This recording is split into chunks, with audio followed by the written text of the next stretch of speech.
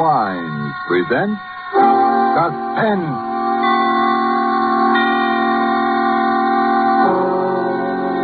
Roma Wines, made in California for enjoyment throughout the world. Salud! Your health, senor. Roma Wines toast the world. The wine for your table is Roma Wine, made in California for enjoyment throughout the world. This is the Man in Black, here to introduce this weekly half hour of Suspense. Tonight from Hollywood, we bring you Mr. Orson Welles. Mr. Welles will appear as star of the suspense drama called The Dark Tower, from the play by George S. Kaufman and the late Alexander Wolter. But before we raise the curtain on this evening's tale of suspense, here is a message from your host, the Roma Wine Company of Fresno, California. Let us picture a scene in the fashionable restaurant El Patio in Havana, Cuba. From the next table, we hear a Cuban judge of fine wines describe in glowing terms the wonderful climate and soil of our own California. When his American guest points out that his Cuban host has never been to the United States, the Cuban answers, "Well, it's true I've never visited your California, but from only such perfect wine country could come sherry of such superb quality as that we have enjoyed, Roma, California sherry." Yes, by their example, wine connoisseurs of many other lands tell you that in Roma wines are all the great qualities that must be present in a wine for great enjoyment. It's for this reason these wine experts of other lands import Roma wines from great distances to be enjoyed as a rare luxury. But for you, this luxury of other lands becomes a daily pleasure, because you can enjoy any of Roma Wine's many different taste-appealing wine types without additional charge for import duties and expensive shipment from great distance. These two great Roma wine features, superb quality and small cost, have made Roma Wine America's largest selling wine. I'll spell out the name for you. R-O-M-A, Roma Wine, made in California for enjoyment throughout the world. And now with The Dark Tower, and with the performance of our star, Orson Welles, as that noted actor, Damon Wellington, scion of the celebrated royal family of stage and screen, we again hope to keep you in suspense.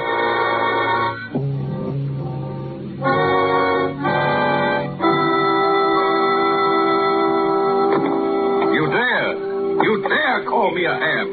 Varlet, I will prove to the world there are no brains within that thick Teutonic skull. I'll cleave it open like an overripe melon. Thus profanes the rehearsal of the lines.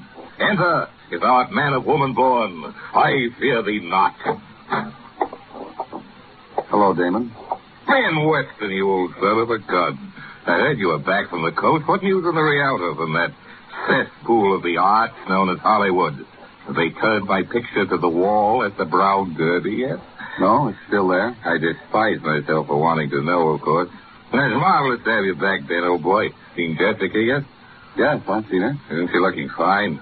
Feeling better than she has for years, I think.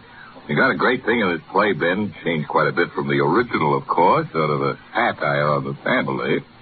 Perhaps it might be more dignified to say that the family is a satire on the play. Yes, I heard about it. For instance, those lines you heard me declaiming as you entered actually happened to me once. You know, that German, what's his name, who directed Macbeth, he called me a ham. And I chased him out of the theater, and for 4 city blocks, in full costume, with a 2-edged sword. Damon. There's a little thing I like in the second act, too. Jessica asked me why I don't stop drinking, and I say, what? Would you have me subsist entirely on food and reach the gargantuan proportions of an Orson Welles? That ought to needle a boy wonder. Amen. Damon, can't you stop clowning for a minute? Of course I can. Oh, what a rogue and peasant slave. Damon, please. Please be serious. What's the matter, old man? You know as well as I do what's the matter. No, frankly, I can't say that I do. To me, the world looks rather well. Does it? Then Jessica feeling better than she has for years. Is she? Well, isn't she? Of course not. How could she be? And why shouldn't she be? Damon, don't you realize there's been a murder? Oh, to be sure, so there has. And a good thing, too, if you ask me. What of it? What of it? Can't you see the thing is hanging over this house like a like a curse? I hadn't noticed anything hanging over this house, profane or otherwise. And what about Jessica? Oh, I suppose it's bound to upset her a little, but she's really in fine shape, Ben. She's going to be marvelous in this play. There's more at stake in this than a play, Damon. The thing has never been solved. Perhaps it never will be. Perhaps that's just as well. But Jessica can't remember. Don't you understand, Damon? She can't remember. Well, then, Jessica can't remember. Listen to me, Damon. I wouldn't mind it if it was just that other people thought she might have done it. But they would do that anyway. But she does. Come on, Ben. I don't believe it. I've talked to her, Damon. I know. Damon, see. I love Jessica more than anything else in the world. You know that. Yes, Ben, I do. But this way, I couldn't. You couldn't marry a murderess.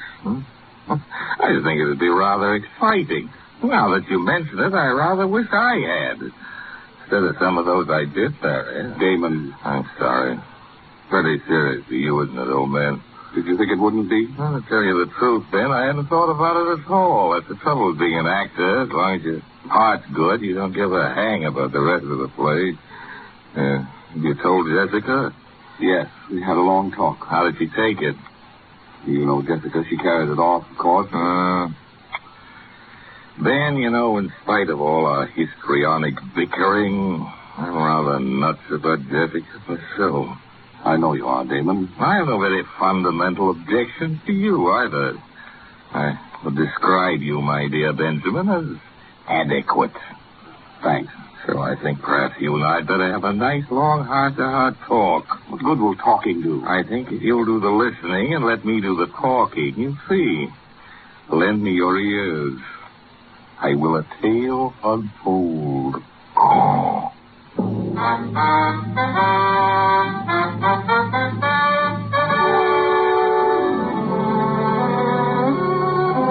Well, Jessica, as you know, had been in a sanitarium for nearly a year. She hadn't been on the stage in more than 2 years. The Dark Tower was to be her first attempt to work again. All that time. I know it isn't the greatest play in the world, but it has a surefire box office appeal. Jessica needed that to get her confidence back. Well, we were just polishing up a few last-minute changes here at the house. David Torrance, the producer, you know, he was there with us. And, of course, the usual little difference.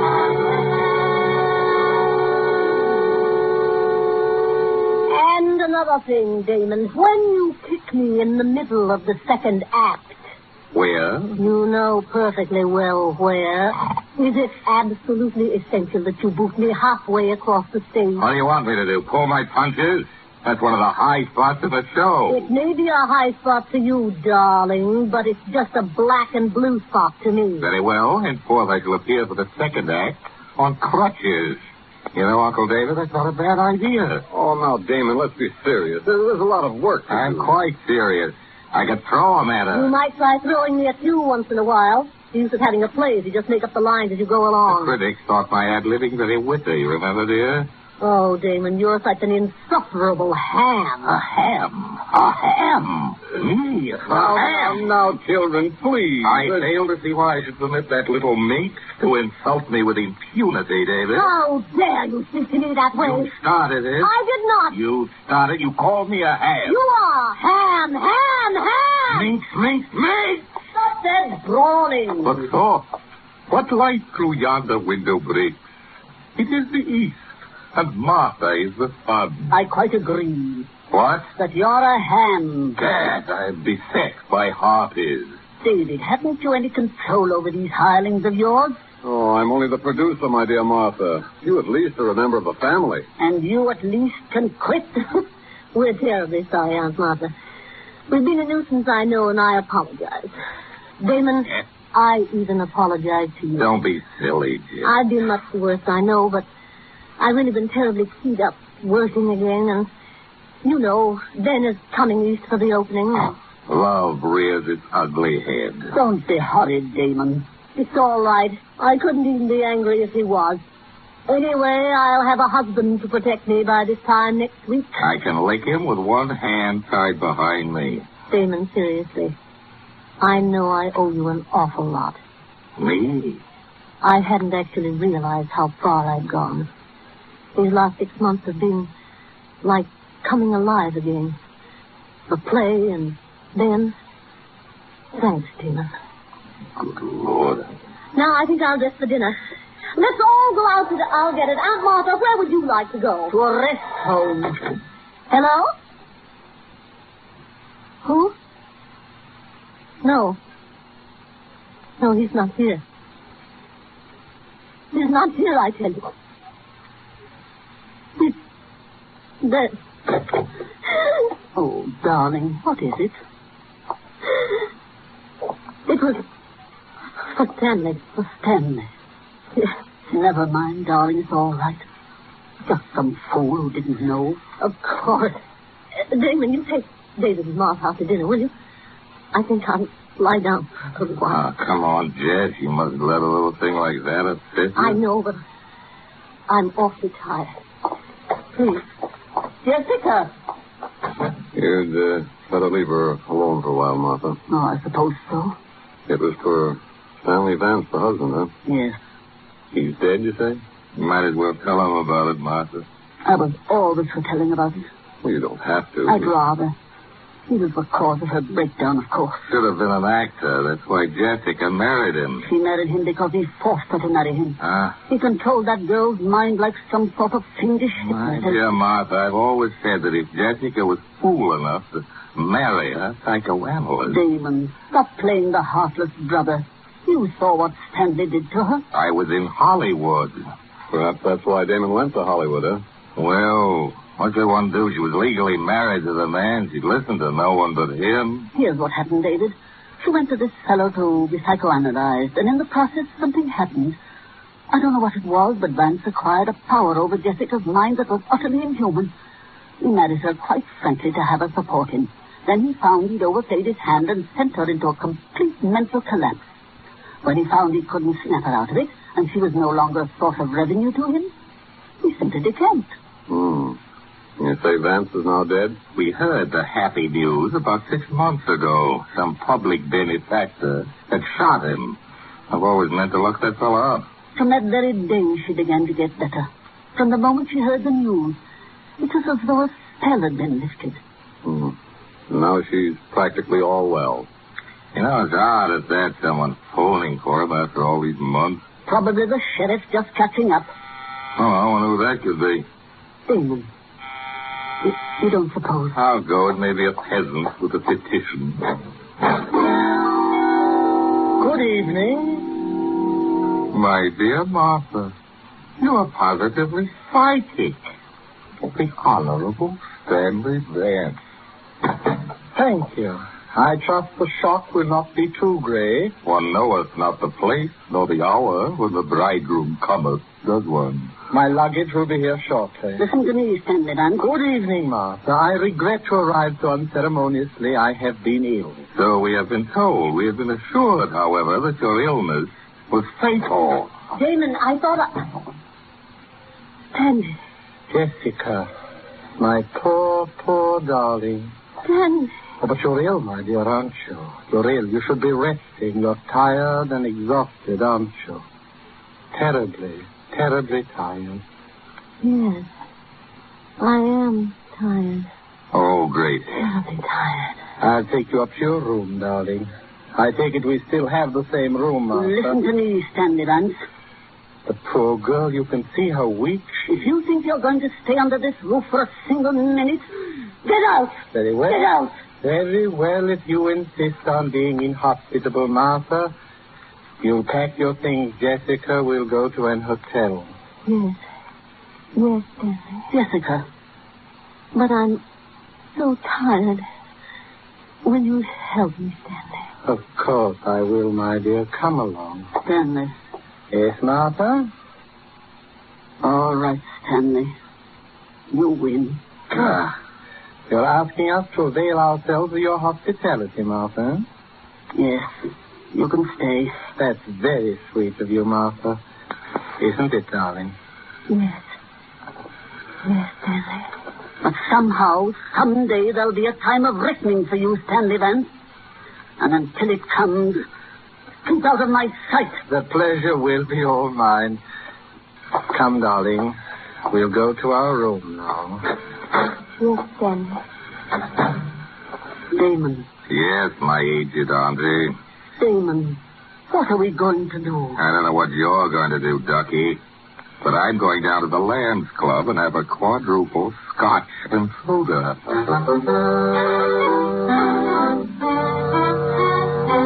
You may think it heartless of me, but during the next few days I simply stayed away. I think you'll understand my reasons later.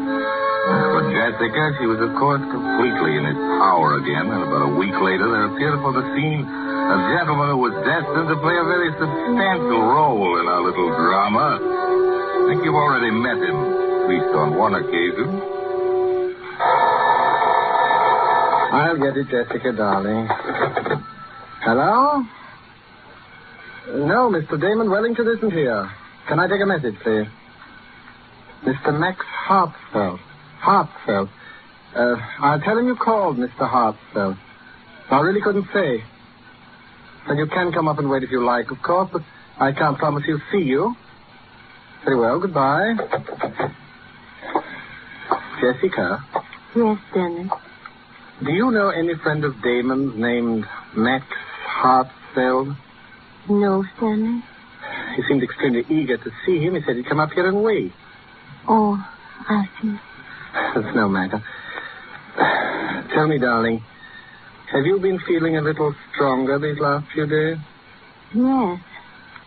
I think perhaps I am, Stanley. But of course you're not ready to go back on the stage again, are you, darling? No. Of course not, Stanley. Poor darling. No more love, no more. Well, my little lovebird. How are you two? How are you, Jessica? A little stronger, I think. Am I a little stronger, Stanley? Of course you are, my dear. Jessica, I think you'd better leave us now. There's something I want to talk over with Damon. Yes, Stanley. I'll see you again very shortly, darling. Yes, Stanley. Well, Damon, I've been wanting to talk to you for some time. Really, I wish I could say the same. I suppose you realize, Damon, that it's out of the question for Jessica to go on in the play in her present condition. On account of the point we have to have a pressing engagement with a pin-up girl, and I have got to change into my zoot suit. No, seriously, Damon, I know that you somehow connect me with Jessica's condition. By an odd coincidence, I do. What of it? I know it would make you and everyone very happy if Jessica could go on in the play. The light at last illuminates my adult wits, so it's a shakedown. A shakedown, is it, Stanley? My dear Damon, I really don't know what you're talking Look here, about. my larcenous-in-law. I've been shaken down by experts on every conceivable count, including the man-act in my time, and I can smell them a mile away. What you propose is that for certain financial considerations, you will leave this happy home, Jessica will recover, and she can go on in the play. The answer is no.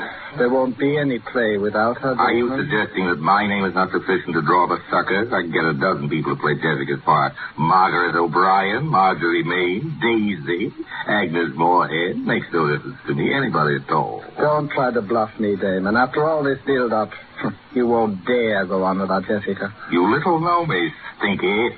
You may consider your little farce as having closed on opening night. As for Jessica, I'm very much afraid that she's made her bed, and now she'll have to lie in it. There's no cure for her short of murder with yourself as a victim, and I do not propose to put my neck in the hangman's noose. Good night. I think you'll see things my way a little later, Damon. By the way, did I have any calls? Oh, yes. Max Hartsfeld called. Said he was coming up here to wait for you. Good heavens, when? He's on his way now, I imagine. Look, tell him I'm out. Will you gone to Hollywood or something? Fellow's been pestering me all week, wants to buy into the show, and I simply don't want to see him. Oh, he wants to buy into the show. Yes, he does not share your lamentable lack of faith in my talent, Stanley, and he's dying to buy into the show. Does he know Jessica won't be able to appear? Of course he does, you idiot. Everybody does. Don't you read the trade papers? And now, good night, repulsive. I have other fish to fry. Toodaloo, flat top. Jessica. Oh, Jessica, my dear. I'm coming, Stanley. Tell me, Jessica, The Dark Tower, the play you were going to appear in with Damon, you have an interest in it, don't you? Yes. Yes, I think I do. An equal interest with Damon? With Damon? Yes. How much do you suppose that interest is worth, Jessica? $100,000, I think. $100,000, huh? Yes, that was it. Have you thought about what you're going to do with it now that you can't appear in the play yourself? No, Stanley, I haven't. You see, I'm not at all sure the play will be a success without you, Jessica. I don't know, Stanley. And so it might be wise to sell your share of it before it opens. Don't you agree, Jessica? Yes. Yes, I do agree. And, Jessica, if I could find a buyer, and I think perhaps I can, it might be best if I were to handle the details for you. Don't you think? Yes, Stanley. You handle it. The fact of the matter is, there's a man coming up here this evening, a friend of Damon's, Max Hartzfeld. Do you remember I asked you about him? Yes. It won't be any trouble to you, darling. All you'll have to do is sign the necessary papers. Excuse me. Is this the residence of Mr. Damon Wellington? Mr. Hartzfeld? Yes. Oh, come in, please. Mr. Wellington is at home? No, and we don't expect him, but he's discussed with me the reason for your visit, and I think perhaps you and I can reach a satisfactory agreement. And you are... Stanley Vance. I'm Miss Wellington's husband. This is my wife. How do you do? Sit down, please, Mr. Hartzfeld. May I have your hat and coat? Thank you. And your gloves, please. I'm sorry, they're accessory, but I always keep them on. Oh. Now, Mr. Hartzfeld, Damon tells me that you wish to buy an interest in the new Wellington play, The Dark Tower. Yes, I've been thinking an interview with Mr. Wellington. Yes, so he's told me. However, Damon has very definitely made up his mind not to sell any part of his interest in the play. You are sure of this, Mr. Vance? Oh, yes, quite sure. I had a long talk with him about it under this evening. I see. I will not conceal from you that this is a source of great disappointment to me, Mr. Vance. I have such a deep admiration for the talents of Mr. Wellington. I've ventured my few previous theatrical enterprises. Now, at last, I hope... I quite understand your feelings, Mr. Hartzfeld, and I think that I may be able to help you. Yes? Yes. You see, Damon owns only half of the Wellington interest in the play. My wife, Miss Jessica Wellington, owns the other half. And we, if the offer were sufficiently attractive... Indeed. You are willing to sell then, Miss Wellington? Yes. Whatever Stanley says. Good. Then perhaps we should get down to details, huh? Yes, Mr. Vance. And Miss Wellington, I'm afraid you will think me very rude. Not at all. What is it?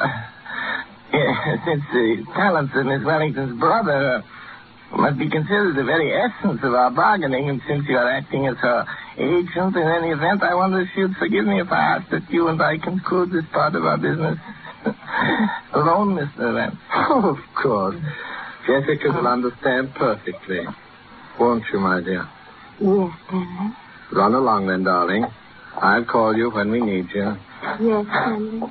Now, Mr. Vance, I imagine you will wish to know a little more about the man with whom you're dealing. Here's my card. I'm staying at the Waldorf. I've written the room number on the card for you. Oh, there's no need, really. Yes.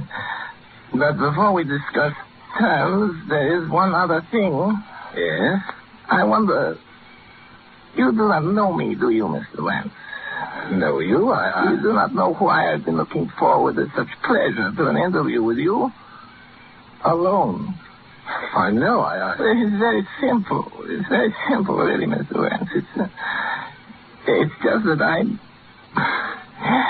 I'm going to kill you. Kill me? Really, Mr. Hartzfeld? With these two hands. And before you die, I want you to know the reason. Jessica. No.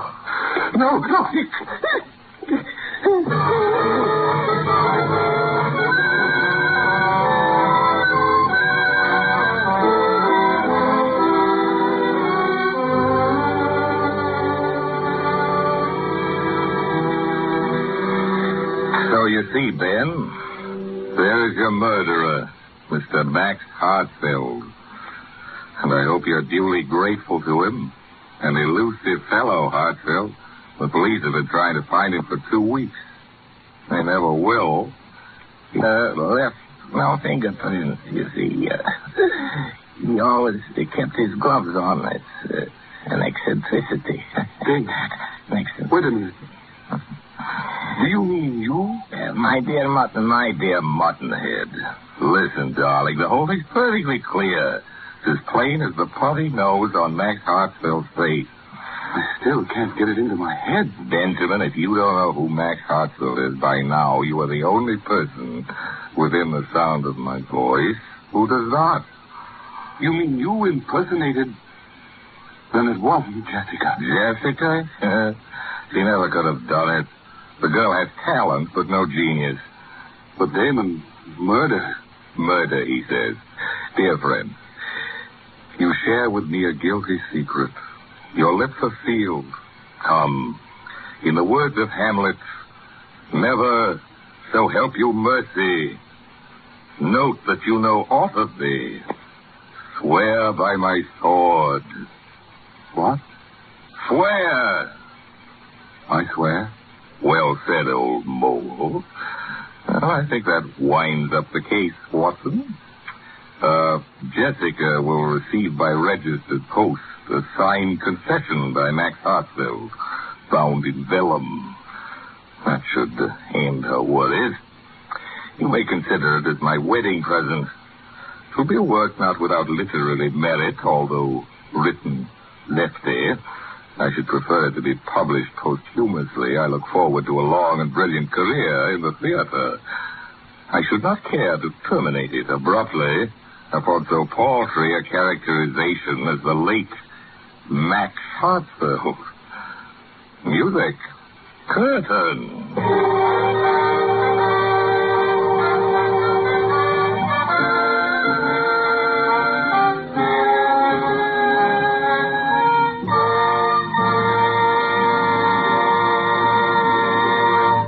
And so closes The Dark Tower by Alexander Woollcott and George S. Kaufman, and starring Orson Welles.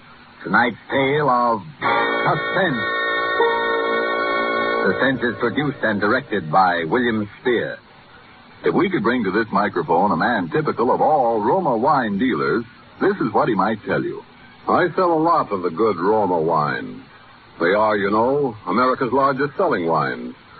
My Roma wine customers, I've noticed, are sociable people who enjoy entertaining friends. Talking with me, they give a lot of credit for the success of their entertaining to the enjoyable Roma wines they serve. They're thrifty people, too, these buyers of Roma wines. What else could offer so much enjoyment for so little cost? Only pennies a glass by actual check. Now, that doesn't leave much for me to add, except this, perhaps. If you are not already one of the millions enjoying Roma wines regularly, make your own taste test of any of Roma wine's many different taste-delighting California wine types, such as the delicious tangy Roma Sherry, or the hearty Roma Burgundy, or the sweeter, heavier Roma Port, and discover for yourself why Roma wines are winning international praise, voiced in this phrase: Roma wines are truly magnificent. Let me repeat the name: R-O-M-A, Roma wine, made in California for enjoyment throughout the world. This is Orson Welles, ladies and gentlemen. Next week's Suspense will, as is its policy from time to time, do the unexpected in the way of casting. Because you're going to hear the country's leading comic juvenile, Mr. Eddie Bracken, as a dramatic actor. I look forward to hearing that. I know you do, too.